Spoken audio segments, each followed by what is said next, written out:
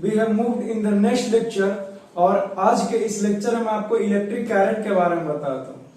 याद हो पहले लेक्चर मैंने कहा कि चार्जेस के बारे में आपको जानकारी देने के बाद आपको करंट के बारे में अच्छे से जानकारी हो। इलेक्ट्रिक करंट बोलो या फिर सिर्फ करंट बोलो या फिर इलेक्ट्रिसिटी का बात एक ही होगा। क्लियर होता है? तो आज बताऊंगा कि ये इलेक्ट्रिक करंट क्या है, इसका डेफिनेशन क्या है, फॉर्मूलाज भी दूंगा। बट फर्स्ट ऑफ ऑल आज डेट है, टुडेज डेट इज 5 सितंबर 2022 यही।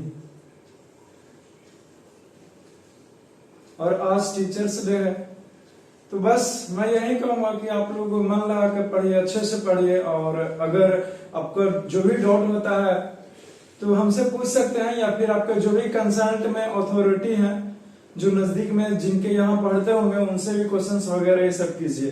बस यही एक संदेश है और कुछ भी खास नहीं। और बाकी मुस्कुराते रहना चाहिए, क्योंकि अगर मुस्कुराएंगे ही तभी आपका जो भी प्रॉब्लम है वो तो 50% यूं ही चला जाएगा, और बाकी 50% सोल्व करने के लिए यू हैव ब्रेन्स। हाँ पता है 100% भी कर सकते हो, but it's just like a trick. Any how, अब आगे बढ़ते हैं। अब देखिए इलेक्ट्रिक करंट का डेफिनेशन क्या होगा, ये इलेक्ट्रिक करंट होता क्या है। तो जो भी हमारा चार्जेस फ्लो करता है time in unit of time के रिस्पेक्ट में, उसे ही हम लोग इलेक्ट्रिक करंट का नाम देते हैं। तो लेट अस सी, लिखेंगे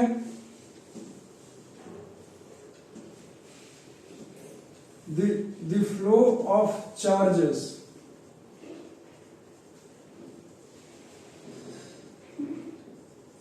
per unit time in any cross section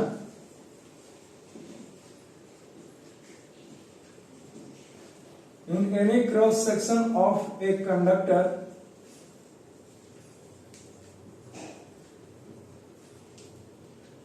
में है इज कॉल्ड इलेक्ट्रिक करंट। उसी के हम लोग क्या बोलते हैं जी, तो उसको हम लोग इलेक्ट्रिक करंट का नाम देते हैं। चलो अच्छी बात है। अब फॉर्मूला हो जाएगा,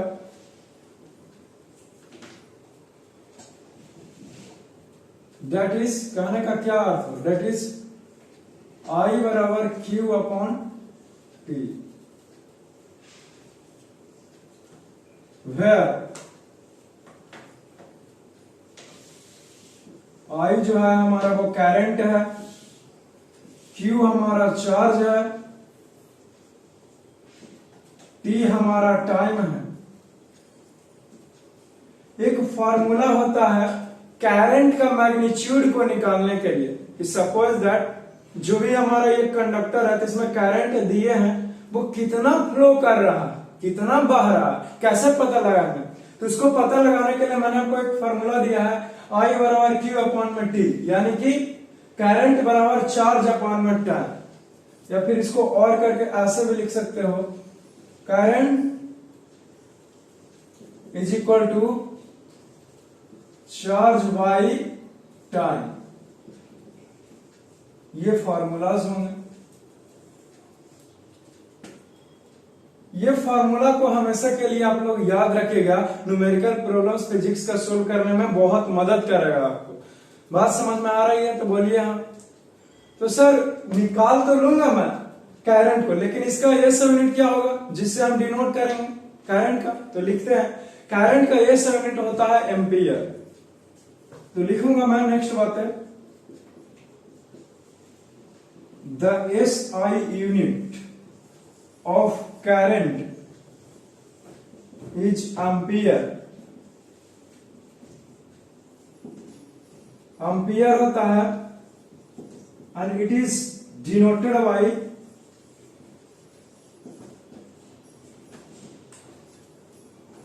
कैपिटल लेटर ए से डिनोट करते हैं इस एम्पियर को।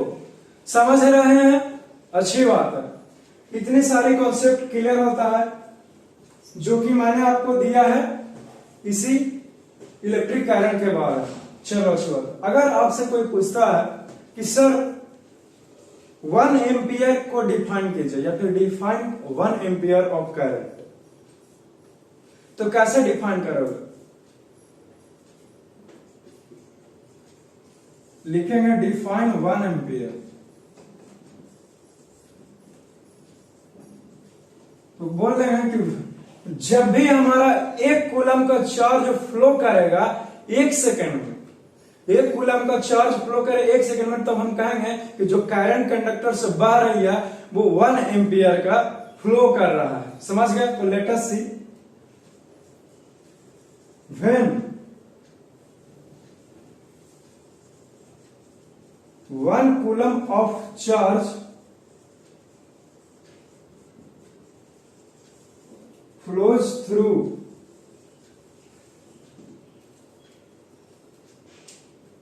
बहेगा, flows through any cross section of a given conductor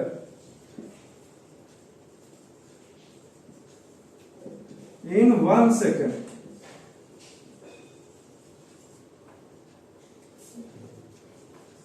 then the current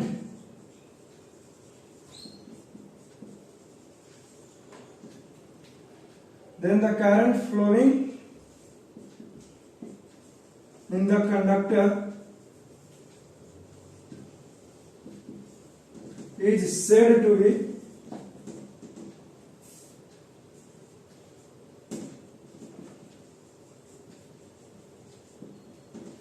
जब एक, चलिए ये बातें मैंने बोल दिया, दोबारा एक्सप्लेन करूंगा, शायद आप बोर हो जाए, तो वो मैंने डेफिनेशन में भी लिखा दिया। अब जरा से इस फार्मूलाज को भी अप्लाई कर करके आपको लिखा दें ताकि स्पष्ट हो जाए। याद रहे, जब भी कहेगा डिफाइन 1 एम्पियर, तो जो मैं नीचे लिख रहा हूं फार्मूलाज के रूप में बैठा करके वैसे भी आपको कर देना है। तो इसीलिए हो जाएगा 1 एम्पियर,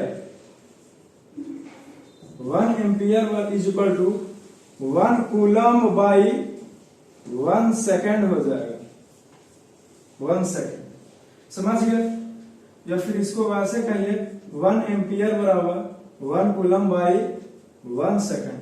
तो ये भी आपको लिख देना है, एग्जामिनेशन में याद रहे।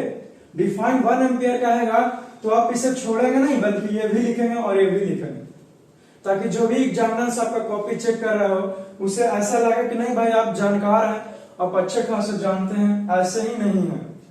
बात समझ में आई? अच्छी बात है। अब देखो, आपको कुछ बातें हैं जो मैं नोट में लिखाना चाहूंगा, बट उससे पहले इतनी सारी बातों को कंप्लीट कीजिएगा। चलो कंप्लीट कर रहे, लिखो। Now we will see. अब कुछ बातें हैं जो आपको बताता हूं जी इसी करंट के बारे में, नोट में लिखा है। जैसे आपसे कोई पूछता है कि 1 मिली एम्पियर बराबर कितना एम्पियर होगा, या फिर 1 माइक्रो एम्पियर बराबर कितना एम्पियर होगा, तो आप उससे बता दीजिएगा। क्या बताएं? तो लिसन टू मी। देखिए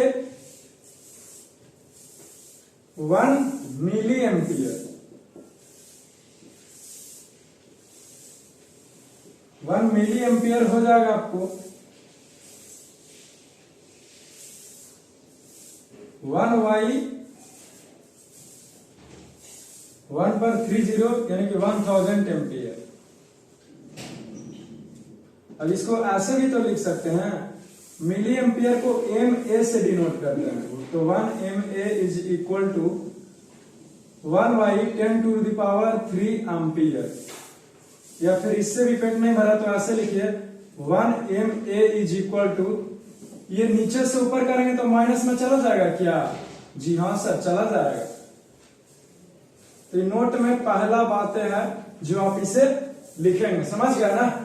अब चलिए आपको दूसरा बातें लिखाता हूं, दूसरा नोट में लिखाता हूं। अब सपोज दैट आपसे कोई पूछता है तो 1 माइक्रो एम्पियर बराबर क्या होगा, तो लिसन टू मी।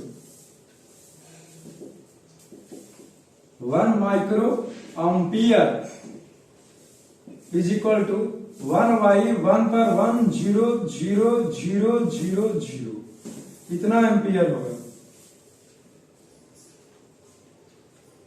इतना एम्पियर। तो इसको ऐसे लिख सकते हैं, माइक्रो एम्पियर को म्यू ए से डिनोट करते हैं, तो mu A is equal to हो जाएगा 1/10⁶ एम्पियर, ऐसे लिख सकता हूं मैं।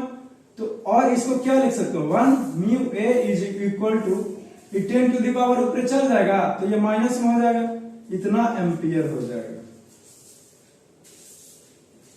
तो इसे आप याद रखिएगा, ये दोनों को बहुत इंपॉर्टेंट है, याद रहे।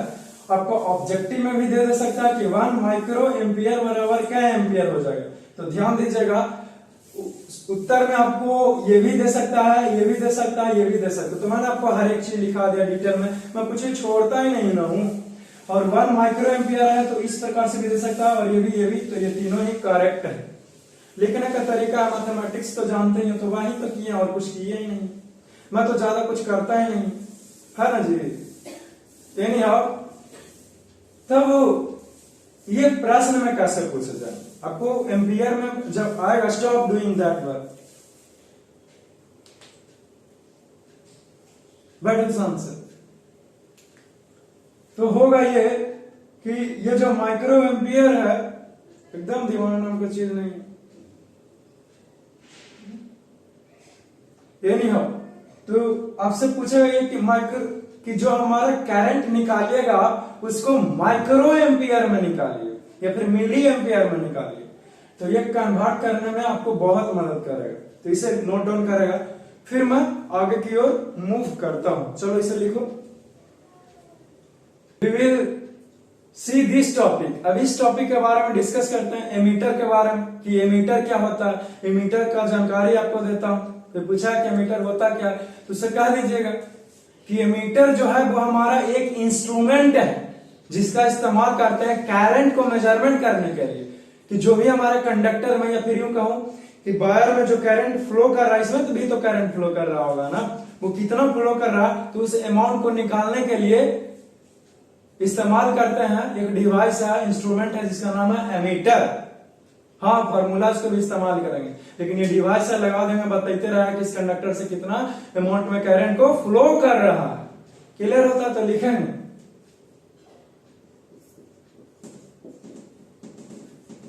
इट इज एन इंस्ट्रूमेंट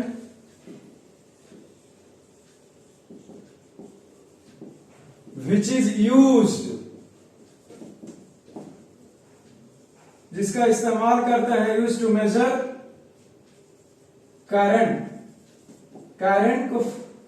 को मेजर करता है, current flowing in the conductor. आगे भी बोला है कि जो भी कंडक्टर में करंट का फ्लो हो रहा है, प्रोडक्शन हो रहा है, उसका मेजरमेंट करेंगे इसी इंस्ट्रूमेंट की मदद से जिसका नाम है एमीटर। अब लिखेंगे कि इट इज डिनोटेड बाय, इसको जो डिनोट करने का तरीका है वो कुछ इस प्रकार से है,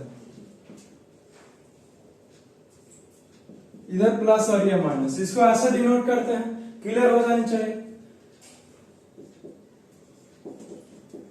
अब ये कैसे कनेक्ट रहता है हमारा ये सर्किट में, कौन, एमीटर, उसे देखते हैं। तो लिखूंगा कि it is always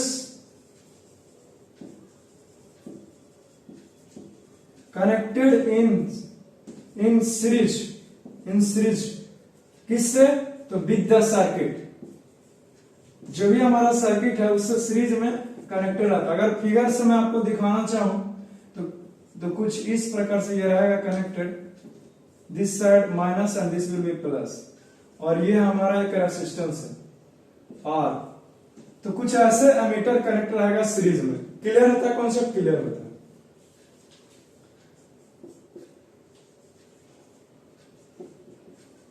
An ammeter has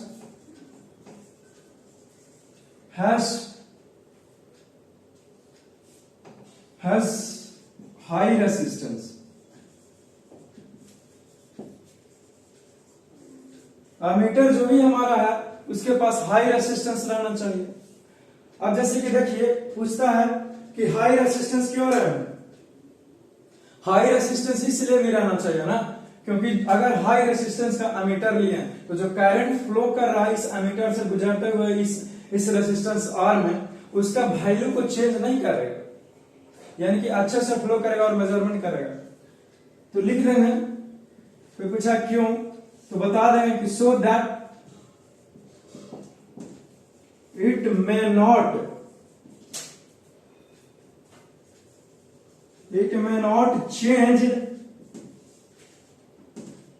change the value of current flowing in the conductor।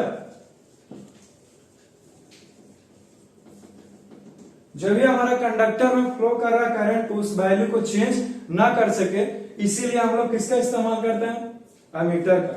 वो भी कैसा, तो हाई रेजिस्टेंस एमीटर का इस्तेमाल करते हैं। अब एक क्वेश्चंस को डील करते हैं, बट उससे पहले इतनी सारी बातों को नोट किया जाए। लिखिए, now we will solve this questions. अब इस क्वेश्चंस को सोल्व करने का प्रयास करते हैं और आपको समझाते हैं कि ये क्वेश्चंस आखिरकार बनेगा तो बनेगा कैसे, हाउ।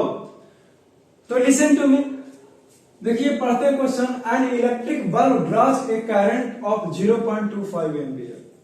कोई हमारे पास एक इलेक्ट्रिक बल्ब है जो करंट वो वायर से कितना करंट को खींच लेता है जानने के लिए, तो 0.25 एम्पियर को कितना देर के लिए, तो 20 मिनट। यानी कि जब 20 मिनट के लिए उस बल्ब को जलाता हूं मैं, तो 0.25 एम्पियर को करंट खींच लेता है उसी इलेक्ट्रिक वायर में से। तो आपको कैलकुलेट करना है, पता लगाइए, calculate the amount of electric charge that flows through the circuit. तो इलेक्ट्रिक चार्ज को पता कीजिए कि कितना इलेक्ट्रिक चार्ज फ्लो कर रहा है उसी वायर में, उसी कंडक्टर। तो नो प्रॉब्लम, लिसन टू, बन जाएगा आसानी से। दिक्कत क्या है इसको बनाने, सबसे पहले सॉल्यूशन में करेंगे, लिखेंगे गिवन कि आपको क्या दिया हुआ, क्या दिया हुआ, तो आपको करंट दिया हुआ, गिवन में हो जाएगा current I is equal to 0.25 ampere, और आपको टाइम दिया हुआ है 420, तो लिखेंगे टाइम, तो टाइम t बराबर 20 मिनट है जी। इसको सेकंड में बदलने के लिए 60 से गुना करेंगे। अब इतना सेकंड हो गया, चलो अच्छी बात है। आपसे पूछ रहा है क्या, चार्ज पूछ रहा है, चार्ज यानी कि Q बराबर भार। आपको बताए हैं, ऐसा बताया हूं मैं, लिखूंगा सिंस I बराबर Q अपॉन में T, यानी कि करंट बराबर चार्ज अपॉन टाइम, तो दिस इंप्लाइज Q बराबर I इंटू टी नहीं हो जाएगा। तो दिस इंप्लाइज करंट कितना है, तो लिखेंगे 0.25 इंटू टाइम कितना है, तो 20 इंटू 60, ये हटेगा तो 00, this will be cancel, this will be cancel. अब कर दो गुना, 25 इंटू, अगर 25 गुना 2 करोगे तो 50 हो जाएगा, 50 इंटू 6 करोगा तो 300 कूलम आपका आंसर हो गया। आपका आंसर निकल गया, ये कैलकुलेट हो गया, 300 कूलम आंसर लिख देंगे। Hence required amount of charge drawn by electric bulb is 300 coulomb. अगर एक स्टेप बढ़ाना चाहते हो तो बढ़ा सकते हो यहाँ पे, hence required charge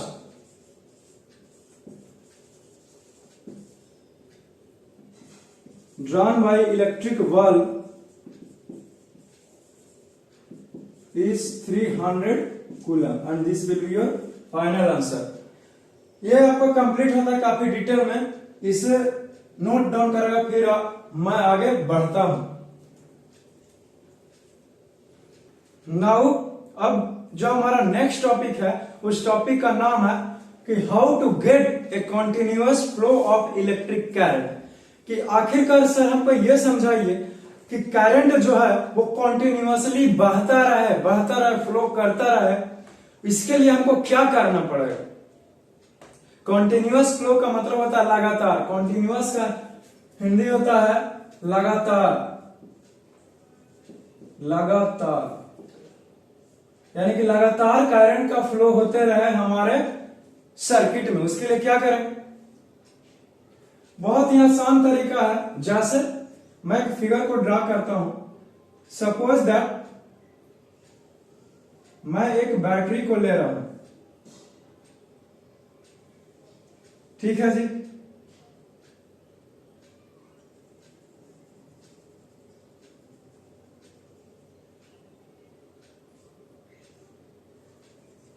हमने एक बैटरी को लिया है और ये एक बैटरी है।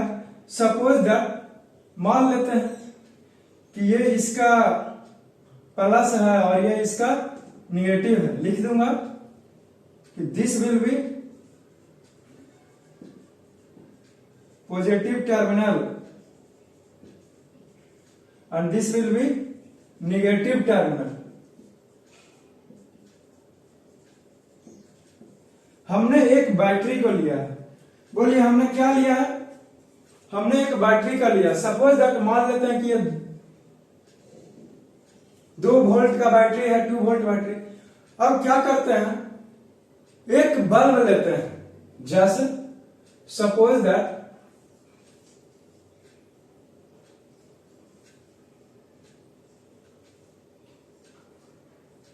ये हमारे पास एक बल्ब है जी। अब बल्ब ले लिया सर, बैटरी ले लिया सर, तो कंटिन्यूअस फ्लो ऑफ करंट कैसे होगा?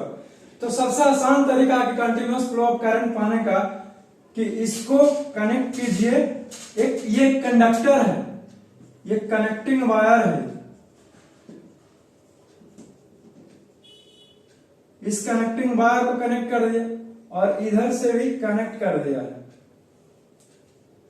तो कैसे फ्लो करेगा? तो पॉजिटिव से कुछ इस प्रकार से करंट जो है वो फ्लो करता रहेगा इस सर्किट में। कंडक्टर है ये, जो क्या है ये एक्चुअल में, तो ये मेटल वायर लिए हैं हम लोग। समझ गया ना? तो जब इसको कनेक्ट कर दिया तो ये जो हमारा बल्ब है वो ग्लो करने लगेगा। ये बल्ब जलेगा, उसको दर्शाने के लिए कुछ इस प्रकार से एरो का इस्तेमाल करते हैं। तो लिखेंगे इसी कंटिन्यूअस फ्लो करंट में कि the simplest way to get the electric flow as a continuous flow is to connect the conductor with a battery. Battery से जब आप कंडक्टर को कनेक्ट करते हैं तो आपको कंटिन्यूअस फ्लो ऑफ करंट मिल जाता है। तो लिखूंगा मैं, इस फिगर को नीचे लिख लेगा कि in order to get continuous flow of current,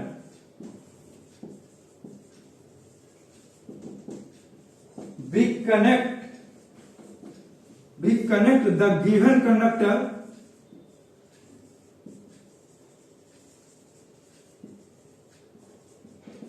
with a source of,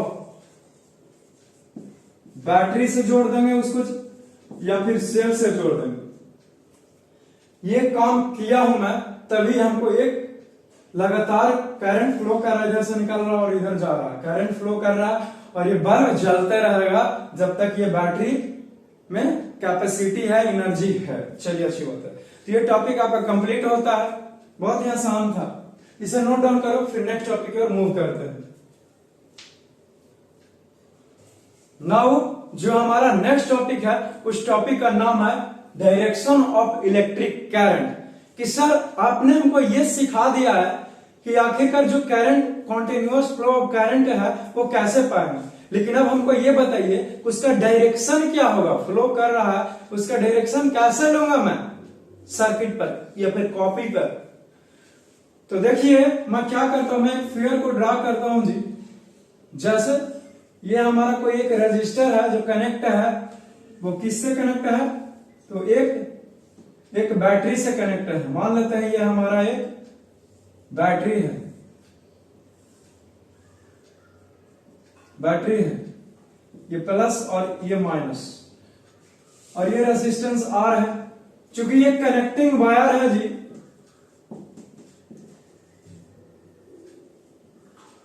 connecting wire है, इसीलिए इसको मैं बैटरी से जोड़ दिए हूं। और ये रेसिस्टेंस, तो होगा क्या कि करंट तो फ्लो करेगा, लेकिन इसका डायरेक्शन बताइए आप हमको। देखो दो तरह की बातें हैं यहाँ पे। हाँ वो तो करता है कि ठुकरा दो या फिर प्यार करो, तो ठुकराना क्यों है, मोहब्बत ही करता है ना। बट अभी मैं दो तरह की बातें ये करने वाला हूं कि आपको बताऊंगा उस समय की बात जब टाइप्स ऑफ चार्ज पता चल गया था कि एक होता है पॉजिटिव चार्ज और दूसरा नेगेटिव चार्ज। लेकिन उस समय इलेक्ट्रॉन का इलेक्ट्रॉन की डिस्कवरी नहीं हुई थी, उस समय हम लोग इलेक्ट्रिक चार्ज का, इलेक्ट्रिक करंट जो सर्किट में फ्लो करेगा, उस समय डायरेक्शन कैसे मैं लूंगा, उस समय डायरेक्शन कैसे लिया जाता था वो बता, यानी कि कॉन्वेंशनल डायरेक्शन ऑफ करंट। तो लिखूंगा मैं इसी टॉपिक के अंदर में,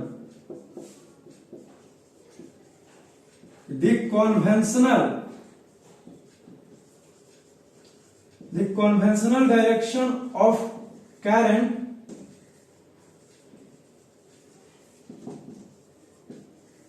taken in the given circuit is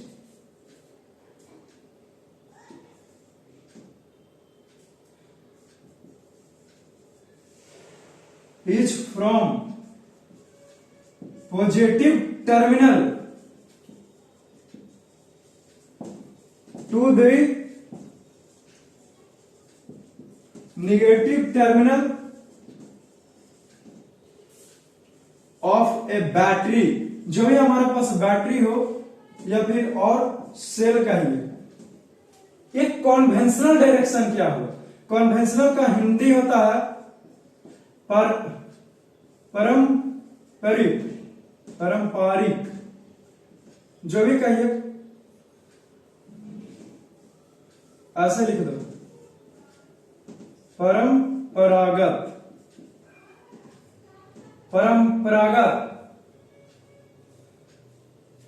परंपरागत डायरेक्शन, कन्वेंशनल डायरेक्शन, यानी कि पूर्वजों के जमाने से, यानी कि जो मानते आ रहे हैं, कब से, जब इलेक्ट्रॉन की डिस्कवरी नहीं होता तब से हम लोग जो सर्किट में रिप्रेजेंट करते हैं डायरेक्शन ऑफ करंट का, वो मानते हैं कि पॉजिटिव से निकल रहा है और इस प्रकार से नेगेटिव टर्मिनल की ओर आ रहा है।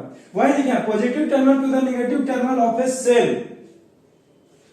तो पता चल गया ना कि कॉन्वेंशनल डायरेक्शन हमारा क्या हुआ, परंपरागत दिशा। अब डायरेक्शन का हिंदी हुआ दिशा, यानी कि क्या हुआ, परंपरागत दिशा। बहुत सारे स्टूडेंट को कंफ्यूजन रहता था कि सर ये कॉन्वेंशनल डायरेक्शन क्या होता है। आज मैंने उसको क्लियर कर दिया कि कॉन्वेंशनल डायरेक्शन हमारा क्या, यानी कि परंपरागत दिशा। अब तक क्लियर होता कि पहले के जमाने से चलते आ रहा है, उसका क्या लूंगा, चलो अच्छी बात है। लेकिन जब इलेक्ट्रॉन की डिस्कवरी हो गई, तब हमारा जो करंट है उसका डायरेक्शन क्या लिया हमने, तो उसका डायरेक्शन जो लिए हैं कि जो एक्चुअल में जो करंट फ्लो करता है ना, वो इलेक्ट्रॉन का बहावत, तो वो कैसे बहता है इलेक्ट्रॉन हमारा, वो निगेटिव से लेकर के पॉजिटिव की ओर चलता है। तो उसको लिखेंगे the actual flow of current is the flow of electrons. वो फ्लो ऑफ क्या है जी, तो इलेक्ट्रॉन्स है, which we take the direction of current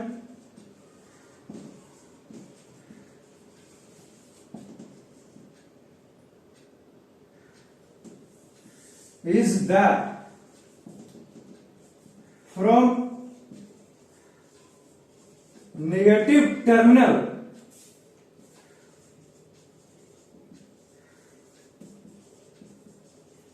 to the positive terminal of a cell कहिए या फिर और हमारा बैटरी कहिए, एक ही बात है।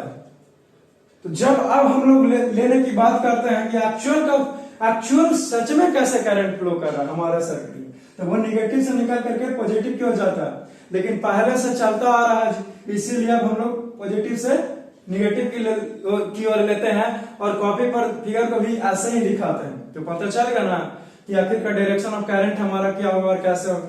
चलिए ये टॉपिक खत्म होता है डिटेल में, मूव करते हैं नेक्स्ट टॉपिक और उससे पहले इतनी सारी बातों को लिख लीजिए।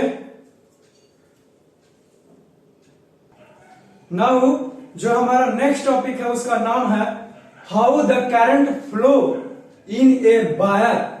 जो हमारा सपोज दैट एक तार है इस तार में जो हमारा करंट है वो करंट एक्चुअल में कैसे फ्लो कर रहा है, कैसे फ्लो कर रहा है इस वायर में, इसमें करंट कैसे फ्लो कर रहा है उसको मैं दिखाता हूं एक बड़े से डायग्राम की मदद से।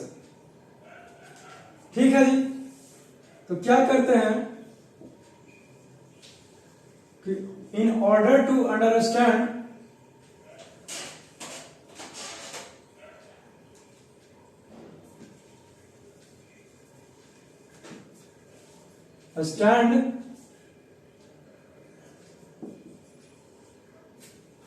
the flow of current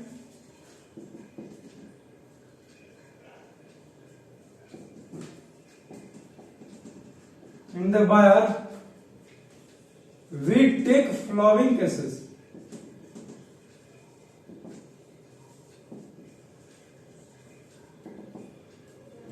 अगर अच्छे से समझना है तो हम लोग कुछ केस ले रहे हैं, जैसे केस फर्स्ट ले रहा हूं मैं। When the metal wire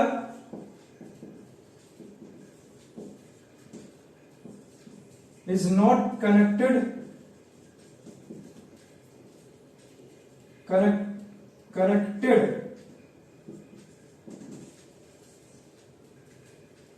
to the source of electricity,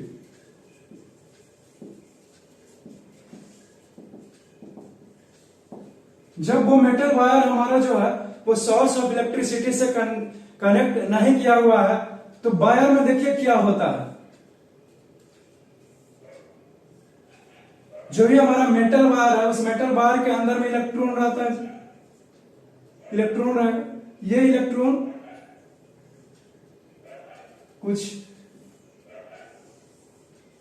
कुछ इस प्रकार से मूव करेगा, तो ये इलेक्ट्रॉन कभी ऊपर जाने का प्रयास करेगा, तो यही इलेक्ट्रॉन कभी कुछ इस डायरेक्शन में फ्लो करेगा, तो यही इलेक्ट्रॉन कभी इस डायरेक्शन में फ्लो करेगा, तो यही इलेक्ट्रॉन कभी इस डायरेक्शन में फ्लो करेगा। यानी कि क्या देख रहे हैं, ये हमारे पास एक मेटल वायर है जिसको बड़ा फिगर करके आपको समझाने का प्रयास मैं कर रहा हूं कि जब हम इसको कोई भी बैटरी से इस लंबा सा तार है जी, इसको पता है इतना चौड़ा तार नहीं होता है, लेकिन मैं आपको समझाने के लिए फिगर ड्रा किया हूं, समझ गया ना, इसलिए ज्यादा उछलो नहीं। तो होगा यह स्टूडेंट कि इसको कनेक्ट नहीं किया है कोई भी इलेक्ट्रिसिटी कोई बैटरी से, लाइक बैटरी या फिर सेल का ही, सेल से कनेक्ट नहीं किया हूं तो क्या हुआ कि जो हमारा अंदर में इलेक्ट्रॉन है वो इलेक्ट्रॉन फ्लो करेगा जिधर मन होगा उधर डायरेक्शन में, यानी कि electrons can flow in any direction,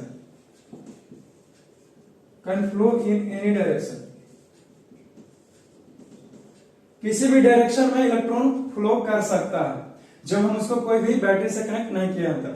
अब केस, ये हमारा केस फर्स्ट है, ध्यान दीजिए। अब केस 2 ले रहे हैं,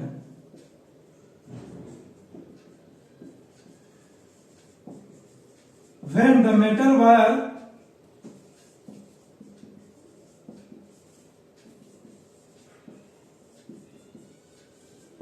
connected to a source of electricity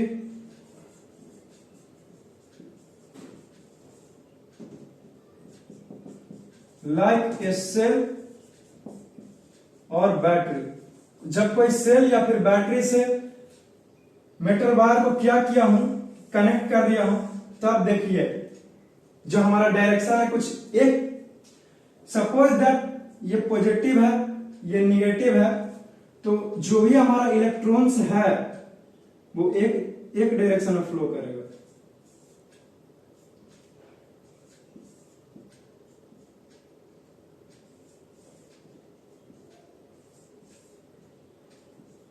एक डायरेक्शन में हमारा इलेक्ट्रॉन फ्लो करेगा, लेकिन कब, जब हम एक बैटरी या फिर सेल से कनेक्ट कर दिए हैं तब, और कुछ इसी प्रकार से फ्लो करता है।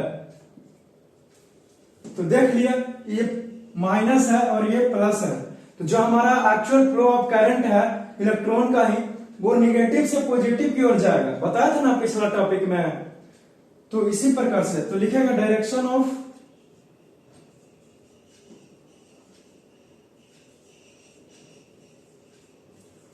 Flow of electrons. जो हमारा ये सब क्या दिखा रहा हूं, तो इलेक्ट्रॉन का डायरेक्शन दिखा रहा हूं कि जब हमने बैटरी से कनेक्ट किया है वायर को, तो अंदर में इलेक्ट्रॉन इस प्रकार से मूव करेगा, लेकिन जब वायर से बैटरी से नहीं कनेक्ट किया हूं तो जिधर मन होगा उधर जाएगा, जिगजैग मोशन करेगा विदाउट कनेक्टिंग। कनेक्ट करने के बाद सब सरिया जाएगा, कोई कैसे, तो माइनस से प्लस की ओर जाना चाहेगा। चलिए ये टॉपिक आपको कंप्लीट होता है, तो इसे नोट डाउन करेगा। नाउ जो हमारा नेक्स्ट टॉपिक है उसका नाम है इलेक्ट्रिक सर्किट। तो सर आखिरकार ये इलेक्ट्रिक सर्किट है क्या, इसका डिफिनेशन क्या होगा? तो इसका डिफिनेशन बहुत सिंपल है और मैं फिगर भी ड्रा करूंगा। लिखूंगा कि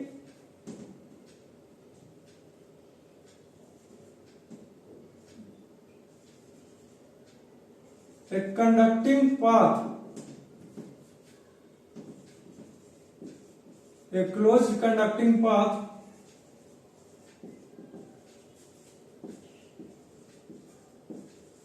consists किया हुआ रहेगा, क्या क्या किया हुआ रहेगा, तो लिख देंगे consists of switch,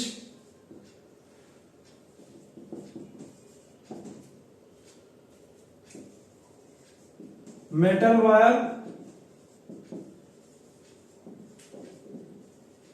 resistance like कुछ भी हो सकता है। जैसे मैं यहां पे एक इलेक्ट्रिक बल्ब लेता हूं and battery through which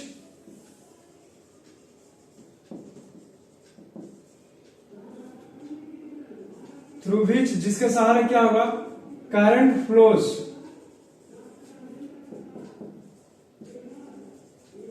is called an electric circuit. तो इसी को हम लोग क्या कहते हैं, इलेक्ट्रिक सर्किट का नाम देते हैं।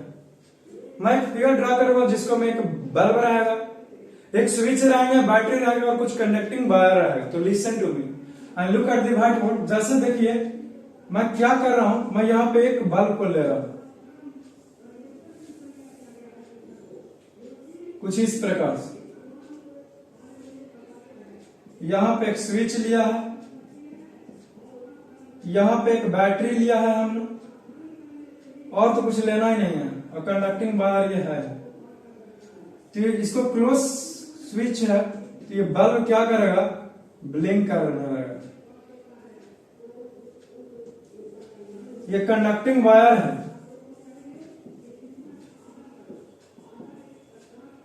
ये बैटरी है, ये स्विच है। तो सर हमारा जो आपने कहा कि जो कंडक्टिंग ये सर्किट क्या होता है, इलेक्ट्रिक सर्किट, तो यही इलेक्ट्रिक सर्किट है सर। हाँ यही इलेक्ट्रिक सर्किट है, समझ गया ना। ये हो जाएगा हमारा इलेक्ट्रिक बल्ब। चलो हो गया, ये आपका इलेक्ट्रिक सर्किट कंप्लीट होता है, इसे नोट डाउन करेगा। फिर मूव करते हैं नेक्स्ट टॉपिक की ओर। नाउ जो हमारा नेक्स्ट टॉपिक है उसका नाम है कुछ सिंबल्स है, जो सिंबल्स फॉर इलेक्ट्रिकल कंपोनेंट्स और इलेक्ट्रिक सर्किट। जैसे मैंने आपको वोल्टमीटर पढ़ाया है ना जी, अमीटर पढ़ाया है, तो उस अमीटर वोल्टमीटर को क्या सिंबल होगा, कैसे रिप्रेजेंट करते हैं। जैसे hydrogen H, helium He, lithium Li, कुछ इस प्रकार से, sodium Na, potassium K, calcium Ca, zinc Zn, copper Cu, iron Fe, कुछ इसी प्रकार से हम लोग सिंबल देते हैं ना केमिस्ट्री में। तो ठीक उसी प्रकार से फिजिक्स में जो इक्विपमेंट्स का इस्तेमाल किया जाता है उसका सिंबल्स मैंने लिख रखा है।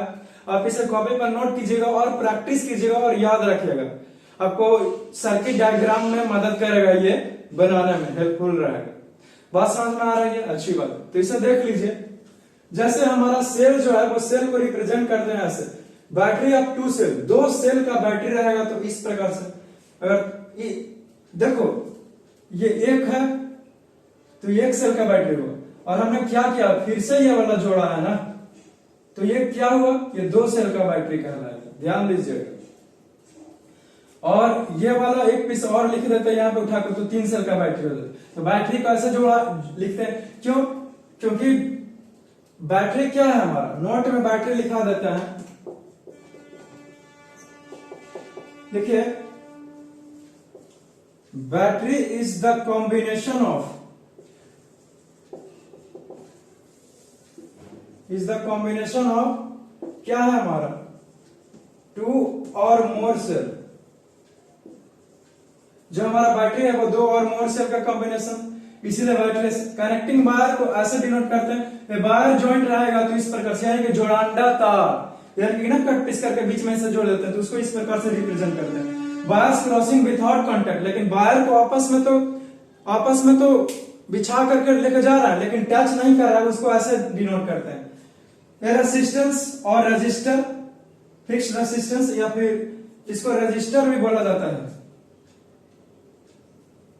रजिस्टर को इस प्रकार से डिनोट करते हैं, समझ गया ना, यानी कि अकेले है रेजिस्टेंस।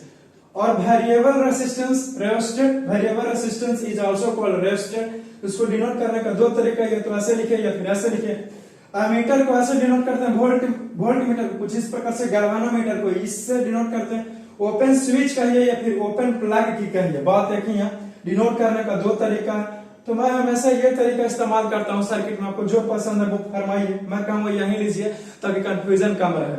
नेक्स्ट है क्लोज स्विच या फिर क्लोज प्लग की रहेगा, उसको कुछ इस प्रकार से डिनोट कर क्या जाता है, 2 तरीका, तो मैं इसको एक रेफरेंस करता हूँ। इस साइड वाले यहां तक 12 तक कंप्लीट करेगा, लिखो, लिख लिया। अब इस साइड देखिए, लास्ट बच गया इलेक्ट्रिक बल्ब या फिर इलेक्ट्रिक लैंप को किस प्रकार से डिनोट करते हैं। इलेक्ट्रिक लैंप को दर्शाने का तरीका है ये, या फिर कुछ इस प्रकार से इलेक्ट्रिक बल्ब को डिनोट कीजिए, लेकिन हमने घेर देता था ताकि स्टाइलिश लगे।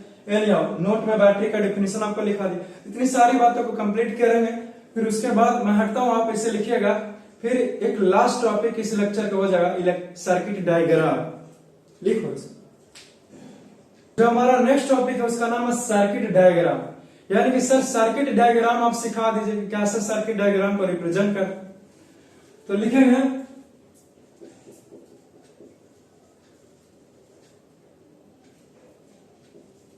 कि flowing are or the more different circuit diagram.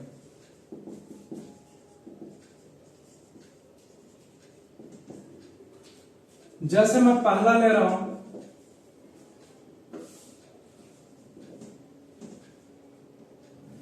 लेकिन सबसे पहले जानिए कि सर्किट डायग्राम हमारा होता क्या है, ठीक है ना। अंतिम में लिखा दूंगा, लेकिन अब लिख दिया हूं तो लिखते चलिए।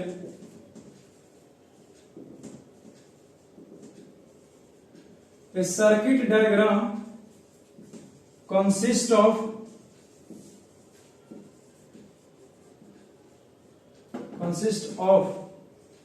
an electric bulb, switch and a battery। Circuit diagram बनाइए जब हमारा एक बल्ब है, एक स्विच है और एक बैटरी है। नो प्रॉब्लम, इसे बड़े ही आसानी से कुछ इस प्रकार से बना देंगे। बल्ब हमारा ग्लो करेगा जब हमारा स्विच क्लोज रहेगा।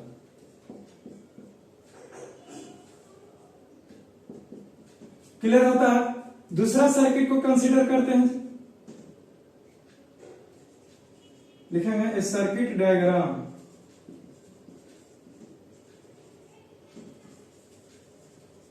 consist of ammeter, resistance, switch and cell। और एक सेल को लिया हूं तब हमारा सर्किट डायग्राम क्या होगा। तो एमीटर बताया था कि कैसे कनेक्ट रहता है। हमारा एमीटर जो है वो सीरीज में कनेक्ट रहता है, तो बगल में ही इसको कनेक्ट कर दे रहे हैं कुछ इस प्रकार से। और नीचे स्विच बैठा दिया और एक सेल को हमने ले लिया। करंट फ्लो करेगा कुछ इस प्रकार से।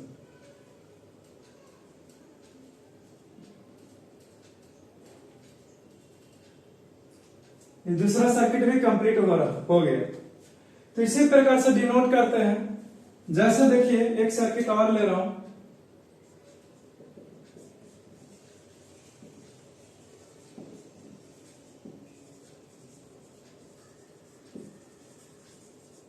a circuit diagram consists of a battery, voltmeter, ammeter,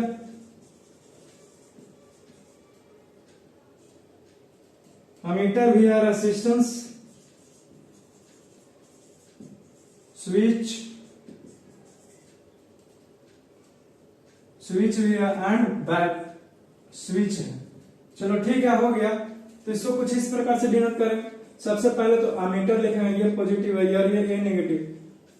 ammeter circuit में कनेक्ट रहता है, जो हमारा वोल्ट मीटर है वो पैरेलली कनेक्ट रहता है, ये माइनस हो गया, कुछ इस प्रकार से रहेगा। और फिर हमारा यहाँ पे एक बैटरी बना दे रहे हैं,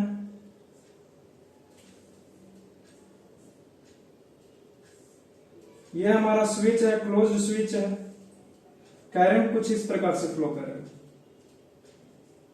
ऊपर भी चला जाएगा, कुछ इस प्रकार से उतर जाएगा। चलो ठीक है ना, ये प्लस हो गया और ये माइनस हो गया। कुछ इस प्रकार से सर्किट डायग्राम को रिप्रेजेंट करते हैं। बात समझ में आ रही है? अच्छी बात। तो सर्किट डायग्राम को रिप्रेजेंट करने का तरीका यही होता है। यदि कोई आपसे पूछता है कि सर इसका डेफिनेशन बताइए, किसका? इसी सर्किट डायग्राम का, तो उसका डेफिनेशन लिख देना।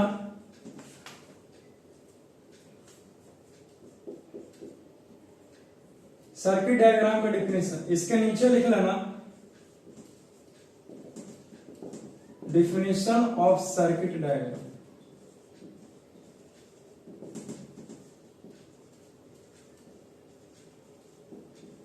लिखना कि diagram which represents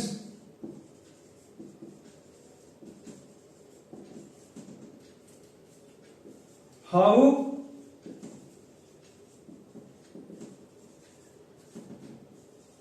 electrical components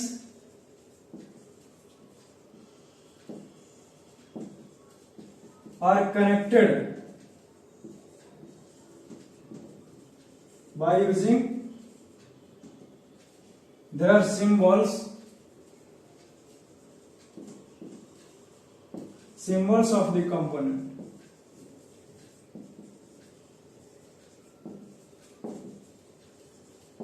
तब क्या कहते हैं जी? Then this is called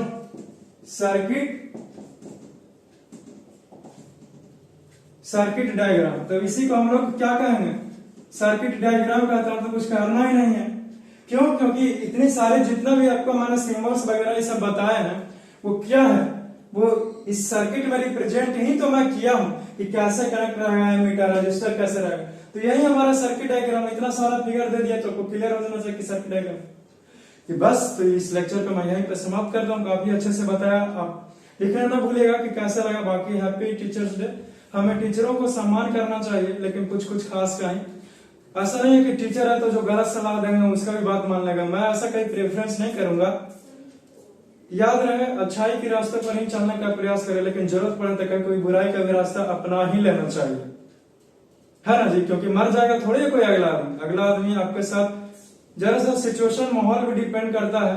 मैं यहाँ पे कोई खून खराबा को प्रमोट नहीं करता हूं, लेकिन शांति तभी अच्छा लगता है जब अगला आदमी भी शांत हो। अगला आदमी आपके साथ बहस कर रहा है या फिर कुछ भी कर रहा है तो प्रयास कीजिए कि साइड हो जाए, वहां से हट जाए। या फिर कृष्ण ने भी भागवत गीता में कहा है कि जो हमारा युद्ध है वो अंतिम उपाय रहना चाहिए, यानी कि हमेशा युद्ध को टाल दो और बाकी विनम्र रहना चाहिए। नॉलेज इतना आसान थोड़ा है ज्ञान का जाना। बस इतना ही। तो बाकी के लिए मिलेंगे नेक्स्ट क्लास में नए अंदाज में। तब तक के लिए मुस्कुराते रहिए।